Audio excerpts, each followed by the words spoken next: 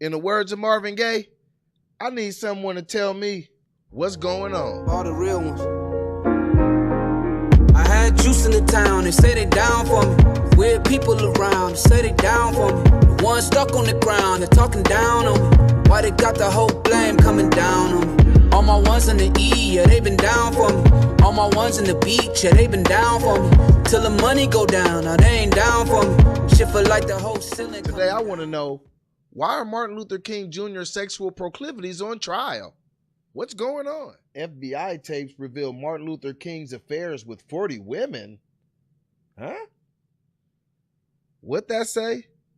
Sealed FBI audio tapes allege Martin Luther King Jr. had affairs with 40 women and watched while a friend raped a woman, reports claim? Time for some statue removals. Y'all still mad about them statues? I thought that was over. But why now? And I feel like something is missing. Aha. You know what those headlines forgot? Why were they spying on Martin Luther King Jr. in the first place?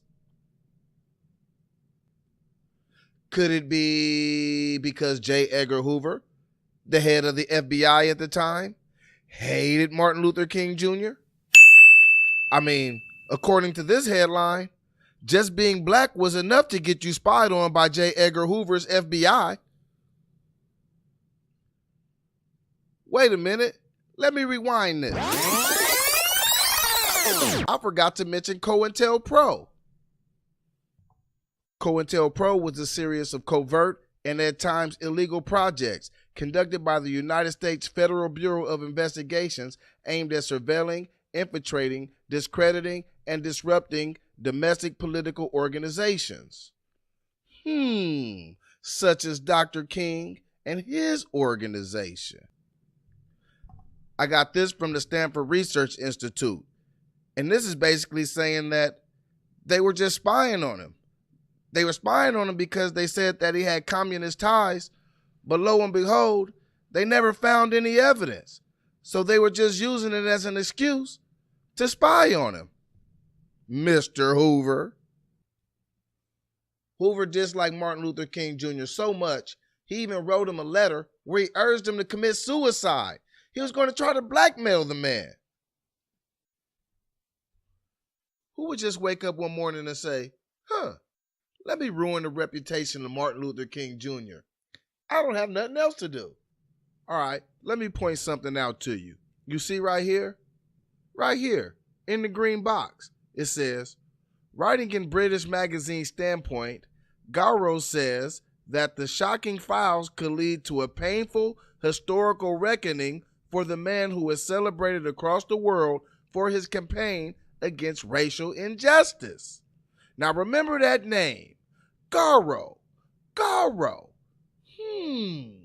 Why do you need to remember Garrow? See, look at him, look at him. Look at him, right here. It says, in all that time, the Bureau and Director J. Edgar Hoover specifically never uncovered Communist Party ties or any nefarious behavior that warranted the years of wiretaps and eavesdropping. Instead, they discovered a man devoted to serving others and unafraid of self-examination and unconcerned with fame and notoriety, said David Garrow, a historian and Pulitzer Prize-winning author, in a 2008 CNN interview. Remember the name I said earlier? Garrow. You see his name here? David Garrow. Why is that important? Because in 2008, he said all sorts of nice things about Martin Luther King. And now he's talking about these new tapes are going to unearth his legacy. Which one do you feel, Mr. Garrow? Oh, yeah. And Mr. David Garrow, that's the guy who went back to dig up all this old dirt. I mean, it's strange. Martin Luther King Jr. has been dead for 51 years. Why re-assassinate him? What's next? Surviving MLK? The peaceful edition? So we're making Martin Luther King Jr. a villain now?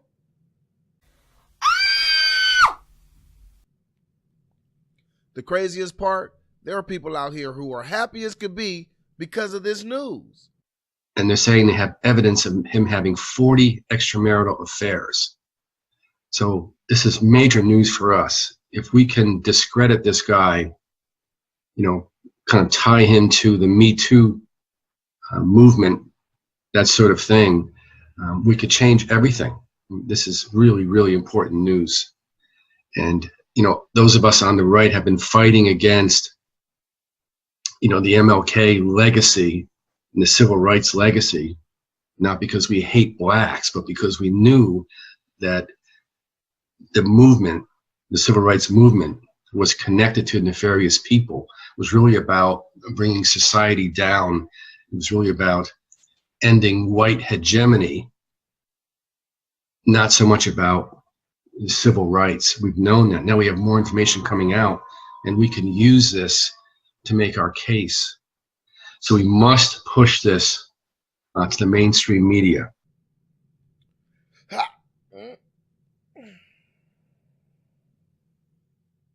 The cold part is that guy is serious. Is MLK getting Me Too'd? This is definitely starting to look like a pattern. No doubt about it.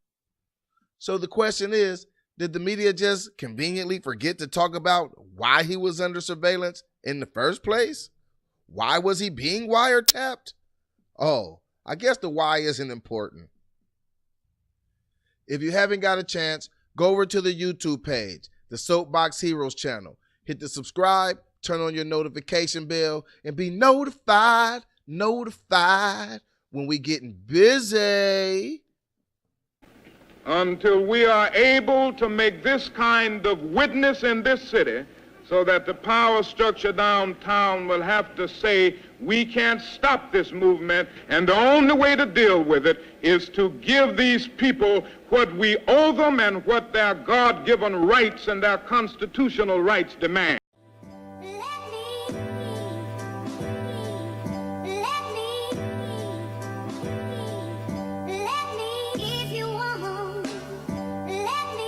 Sky is pitch black, Eddie Winslow. High self-esteem, fog the window. Pulling up on a pie with my kinfolk. Just fighting for a slice, worth the timber.